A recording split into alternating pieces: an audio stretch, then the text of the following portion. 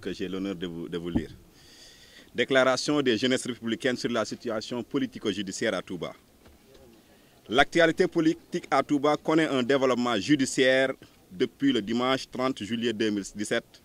date des élections législatives dans notre pays. En effet, ce jour-là, une bande d'individus sans foi ni loi a décidé d'écrire en feu et en sang la page la plus sombre de l'histoire politique de la ville sainte. Mais ces événements ne sont guère une surprise.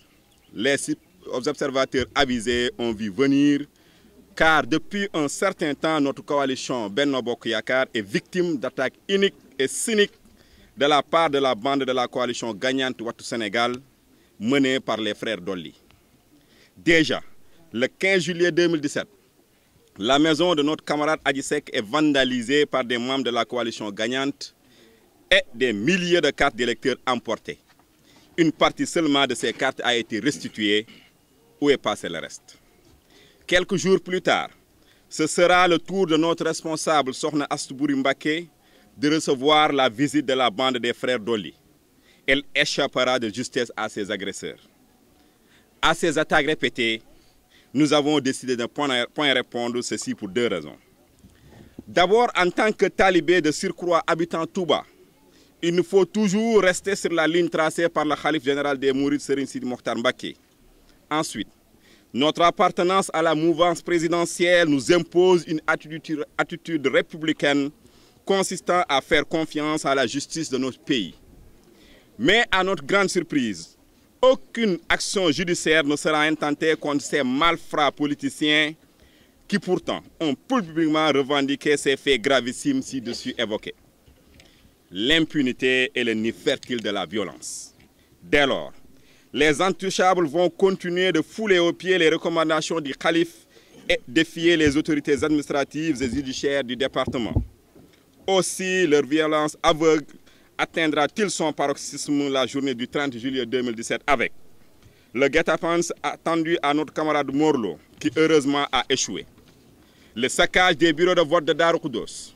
l'empêchement du vote dans les centres de Tindodi, Madiana, Darou Khoudoss 1 et 2, Darou Minam, fief de nos principaux leaders, la tentative d'assassinat sur le député Abdoulaye Seck, suivi du saccage de sa maison.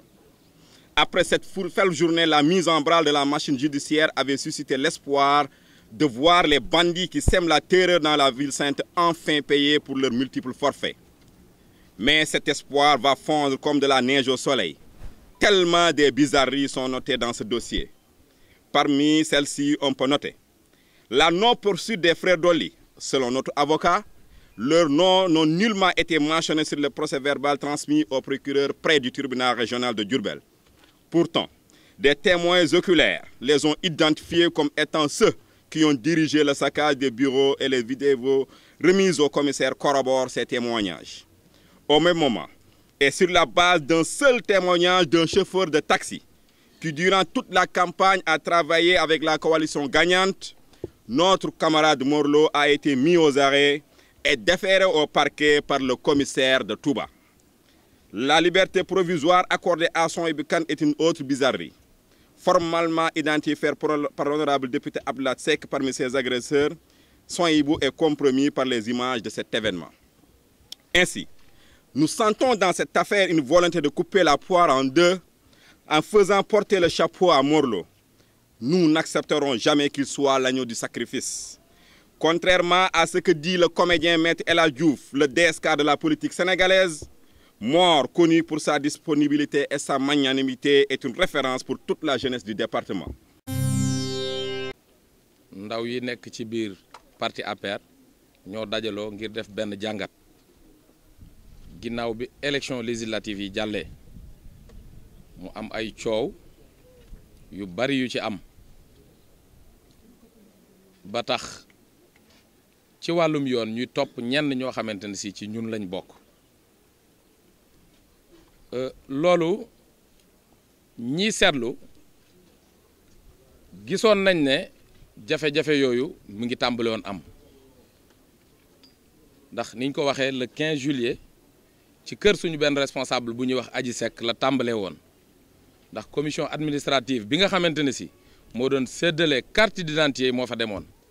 te ña demoon songu leen xam nañ ne waa coalition gagnante Wattu Sénégal la ñu dem fa songu leen ba gaañ fa ay nit ci ñoom jël ab lim bu takku ci carte d'identité yi yóbbaale ko ginnaaw bi biñ leen toppee ci wàllum yoon am na xaaj boo xam ne delloo si nañ ko waaye ba ca des ba léegi gisaguñ ko coow loolu moo ñu topp ba ci biir élection yi ñu gis ne ñoom xëy na position bi ñu nekkoon xëy na position de faiblesse la waaye jàpp nañ ne duñ gagné élection yi ñu ne nañ continuer ci noonu pour yàq ba ci jouru élection yi de le 30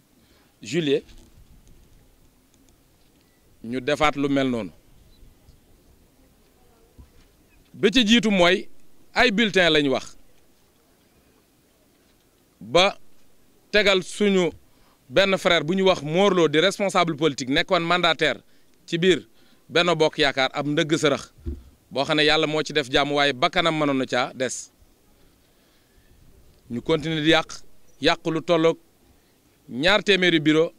ak 2 fukk yoo xamante ne si élection waroon na fa am xañ askan woo xam ne waroon nañoo exprimer wu ci jour boobu ba tey ñu bàyyi leen léegi nag li gën a doy waar ci mbir mi mooy bi élection yi jàllee ñu jàpp ne yoon dina def liggéeyam ñu toog di xaar ñu woo ñenn ci ñun ba Mor Lo moomu ci la bokk li gën a doy waar ci mbir mi nag mooy Mor Lo gisul laalul taqul fekkewul ñu woolu ko ci yoon bi mu ñëwee ci bis bi ñim ko seqaloon di waa coalition gagnante muy waa kër sëñ Bara Dolly di Cheikh Mbacké Bara Dolly ak Cheikh Abdou mën nañ leen citer nommément ñoom la ko seqaloon ci ay vidéo yu wér am ay firnde gis nañ leen ñuy yàq moonte Mor Lo de li tax ñu téye ko ab taximan moo ñëw boo xam ne ci lu wér xam nañ ne ci biir campagne bi yëpp ñoom coalition gagnante boobu la doon àndal kon kooku jàpp nañ ne doyul seede ci ne da koo gis rek waa ki ne dafa gis ak ki ne dañ laa gis nga ne fàng ci ab vidéo kan lañ ci war a téye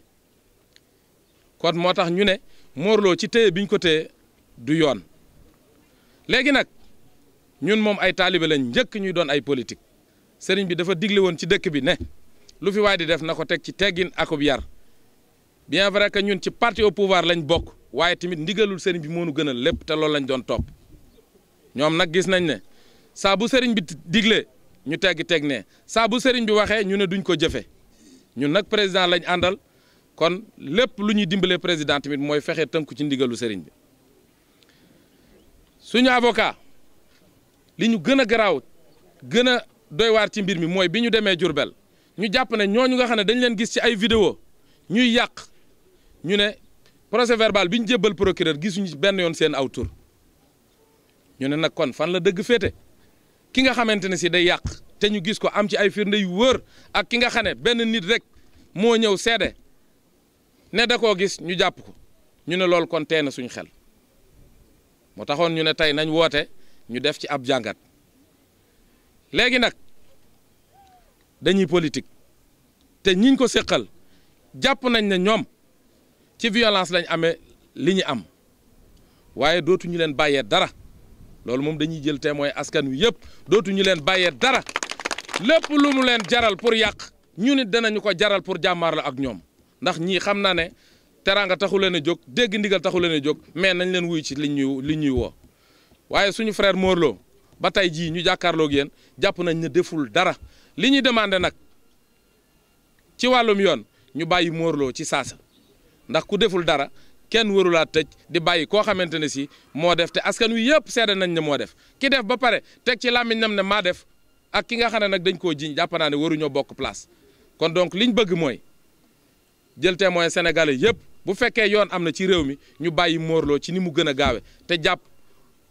waa kër sëñ Bara Dolly yi nga xamante ne si dañ ne fàng ci dëkk bi lépp lu sëriñ bi digle ñu lànk ba pare di doxe seen maa tey ci biir dëkk bi loolu daal la ñuy sàkku tey ji moom moo ñu tax a daje fii